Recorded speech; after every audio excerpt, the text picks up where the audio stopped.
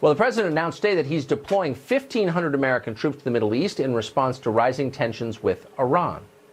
We want to have protection. The Middle East, we're going to be sending a relatively small number of troops, mostly protective, and some very talented people are going to the Middle East right now, and we'll see how, and we'll see what happens.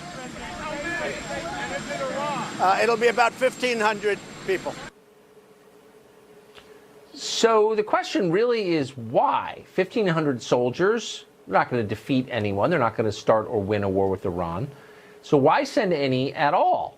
And while we're deploying troops overseas to contain threats, why not contain a real threat like China? To help us figure out what exactly is happening, we are joined by retired Army Colonel Douglas Macgregor. He's the author of the terrific book Margin of Victory, and he joins us now. Colonel, thanks very much for coming on.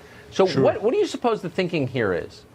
Well, I think the president told you straight up the truth. This is a theater missile defense formation. The troops and the equipment they have are designed to shoot down incoming ballistic missiles. So this is a purely defensive formation, has no offensive fighting capability at all. And normally in crises or in any period of tension, we routinely deploy these kinds of formations to the Middle East to reassure our friends and partners that we will help shoot down ballistic missiles if Iran shoots at them. Oh, so we're not, I mean, these are not missiles aimed at our country, they're aimed at other countries. Absolutely. Okay.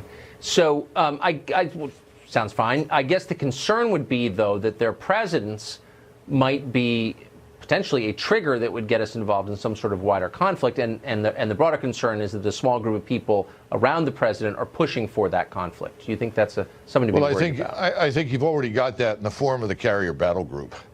The team of one that I call the president, the team of one because he's the only person who is obviously opposed to conflict in the region with Iran.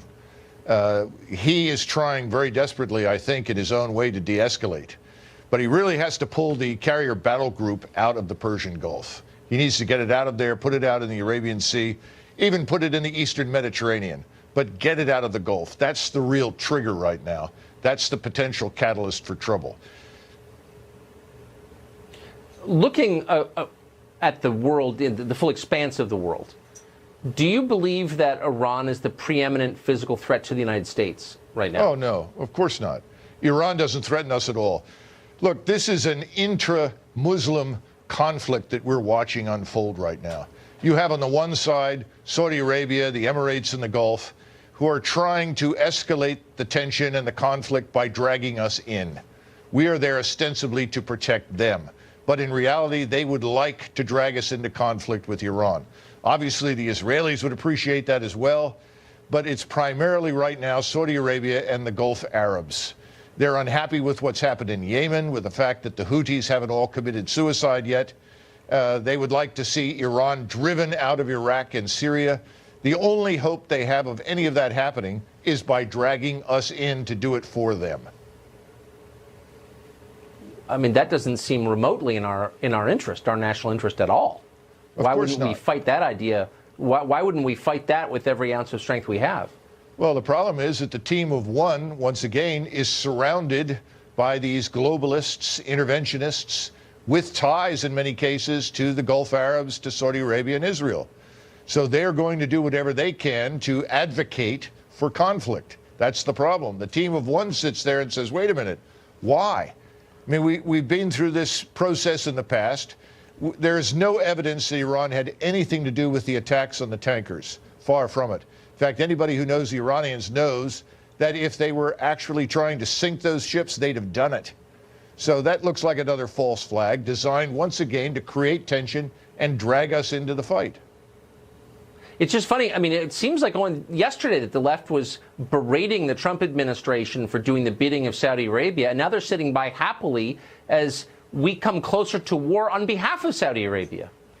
Yeah, well, this is what Yogi Berra called a deja vu all over again.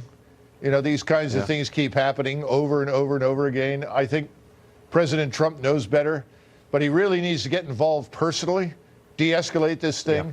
The Iranians are trying very hard to communicate with us through intermediaries. I think we should talk to them privately, quietly, in a third country, and sort out some of these differences. But we should not be in the intra-Muslim war. It's not our war. No, of course not. Colonel, thank you very much. Great to see you tonight. Yes.